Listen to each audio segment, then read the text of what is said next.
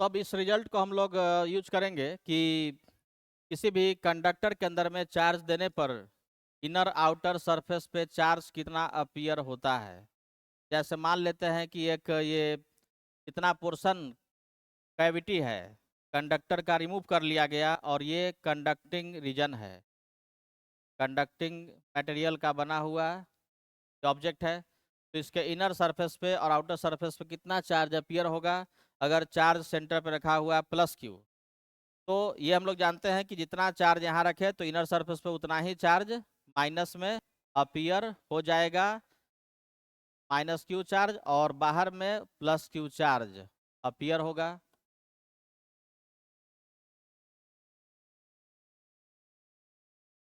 Plus Q charge यहाँ पर centre पे है, तो इसके इनर में minus Q charge inner surface पे अपीयर होगा। क्यों अपीयर होगा ये पहले भी देख चुके हैं।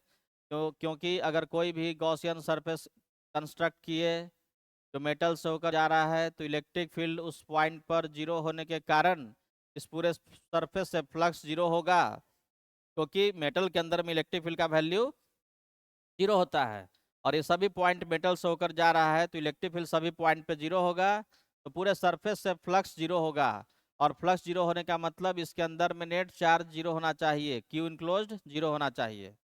तो यहाँ पे प्लस क्यू, तो यहाँ पर माइनस क्यू चार्ज अपीयर होगा। अब क्योंकि नेट चार्ज मेटल पे जीरो है, मेटल क्या था, कंडक्टर क्या था, न्यूट्रल था, तो इनर सरफेस पे माइनस क्यू, तो आउटर पे उतना ही प्लस क्यू चार्ज अपीयर हो जाएगा। अब एक और रिजल्ट देखते हैं। जैसे मान लेते हैं कि एक हॉलो स्फीयर है और एक और हॉलो स्फीयर ये है। इस तरह से दो हॉलो स्फीयर है और इस पे पहले से चार्ज मान लो दे दिया गया है Q1 और इस पे चार्ज दे दिया गया है Q2,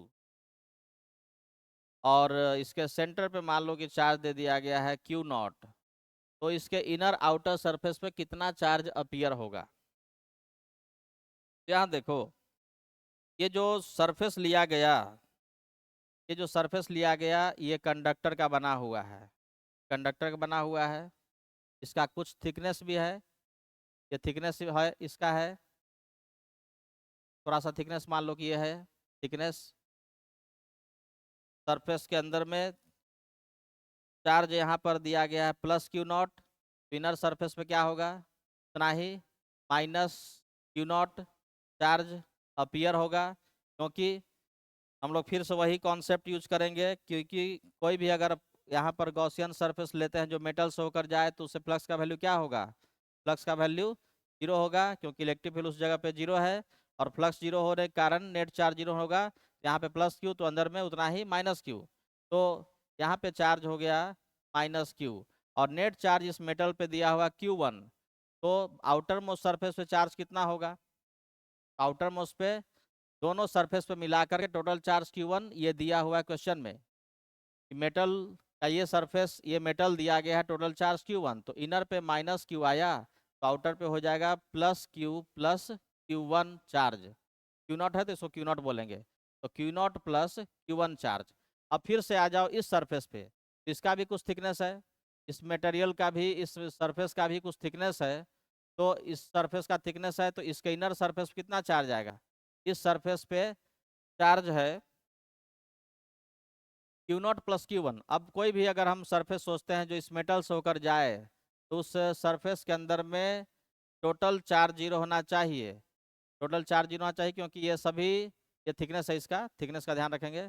थिकनेस के अंदर में इतना थिकनेस मटेरियल का है, कंडक्टर का है, और उस थिकनेस के अंदर में कोई गॉसियन सरफेस कंस्ट्रक्ट की है, इमेजिन की है, तो इसके पास इलेक्ट्रिक फील्ड का वैल्यू जीरो है, तो फ्लक्स क्या होगा, जीरो होगा। और फ्लक्स जीरो होने के चलते इसके अंदर नेट चार्ज जीरो होगा, तो यहाँ पर जितना चार्ज है उतना ही चार्ज इसके इस सरफेस पे भी अपीयर हो जाएगा इनर पे, माइनस ऑफ दिस चार्ज, तो यानी कि Q0 प्लस Q1।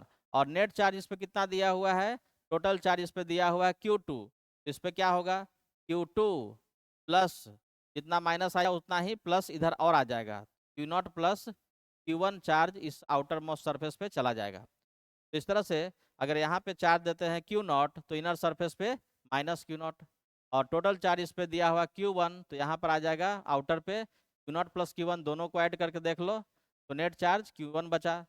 और इस पे भी नेट चार्ज Q2 दिया हुआ है, तो इसके इनर पे जितना ये प्लस है उतना ही इनर पे माइनस आ जाएगा।